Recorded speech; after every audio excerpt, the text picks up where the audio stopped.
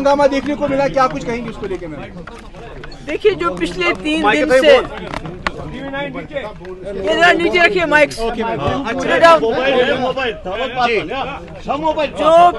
यार आप खामोश हो जाओ। माइक नीचे रखो ना यार, मेरे से ऊपर माइक बन रहे हो। फिर माइक ऊपर कर, नीचे करो माइक नीचे। जो पिछले 3 दिन से असेंबली के अंदर रूलिंग पार्टी का एक ड्रामा चल रहा है, और उसके अलावा जो ट्यूलिप गार्डन में हमने देखा, ये शर्मनाक है।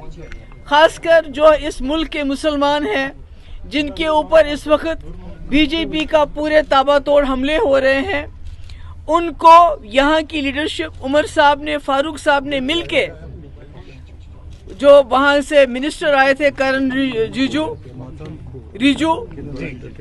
रिजू जो यहाँ आए थे, उनका इस्तेकबाल करके उन्होंने पूरे मुल्क के मुसलमानों को ये पैगाम दिया कि जो आपके साथ इस वक्त पार्लियामेंट के अंदर हुआ, जो वक्त में अमेंडमेंट लाया गया, उसके साथ यहाँ की सरकार है, उसके खिलाफ नहीं है। जिससे मैं समझती हूँ हमारे मुल्क के जो मुसलमान हैं, उनकी हिम्मत ऑलरेडी जो टूट चुकी है, जो एलिनेटेड फील करते हैं, जो मुसीबत में फील करते हैं, मुझे लगता है उनके लिए ये बहुत ही बुरा पैगाम था जो यहाँ से चला गया। और असेंबली में हम ड्रामा देख रहे हैं कि रूलिंग पार्टी के लोग शोर मचाते हैं, और इस शोर मचाने की और भी एक वजह है, क्योंकि लेफ्टिनेंट गवर्नर साहब ने 3 बिल क्लियर किए थे। एक तो जो डेली वेजेस को रेगुलराइजेशन का, जो बेचारे सालों साल से बिना तनख्वाह के बहुत थोड़ी रकम पे काम कर रहे हैं, वो बिल क्लियर था। जो जमीन, गरीब लोगों को जमीन देने के लिए जो वहीद परा साहब ने और एक बिल लाया था, उसको एलजी ने क्लियर किया था। और तीसरा बिल, शराब के ऊपर बैन लगाने का बिल, वो भी क्लियर कर लिया था। तो इन तीनों तमाम बिल से बचने के लिए, डेली वेजेस को रेगुलराइज करना, गरीबों को जमीन देना और शराब पे पाबंदी, इन बिल्स के साथ अटेंशन डाइवर्ट करने के लिए असेंबली में हंगामा किया गया। और ये हंगामा इसलिए भी किया गया ताकि जिस तरह से इस्तेमाल किया गया किरण रिजिजू का यहाँ पर, जिसने ये अमेंडमेंट बिल लाया पार्लियामेंट में, और जिस तरह फारूक साहब और उमर साहब ने उनका यहाँ इस्तेमाल किया, उससे ध्यान हटाने के लिए असेंबली में पिछले 3 दिन से तमाशा हो रहा था। और आज हमारे साथ यहाँ हमारे एडवोकेट मजीद साहब हैं, जो सुप्रीम कोर्ट लॉयर हैं।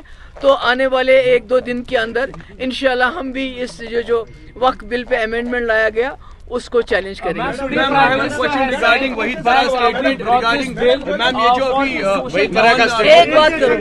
एक बात रेज किया है concern regarding this domicile certificates non locals के लिए, उस पर आपका क्या मैम रिएक्शन? नहीं, देखिए, ये तो कोई नई बात नहीं है। जो हो रहा है, यहाँ सैटेलाइट टाउन्स बन रहे हैं, उमर साहब उस पर खामोश है। लाखों कनाल जमीन दी जा रही है, किसके लिए दी जा रही है?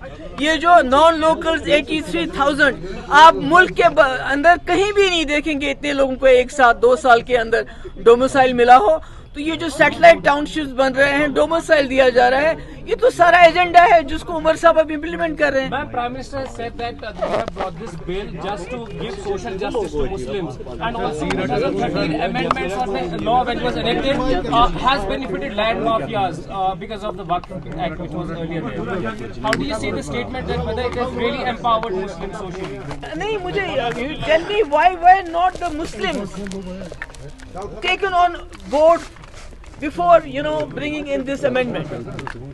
Nobody, कोई मुसलमान किसी, सब इसकी मुखालफत कर रहे हैं। Everybody except for national conference और उनकी लीडरशिप, सब इसकी मुखालफत कर रहे हैं। उमर साहब ने मुखालफत नहीं की, फारूक साहब ने मुखालफत नहीं की, पर मुल्क के अंदर तमाम मुसलमान और यहाँ तक कि जो सेक्युलर जमातें हैं, सब इसकी मुखालफत कर रहे हैं।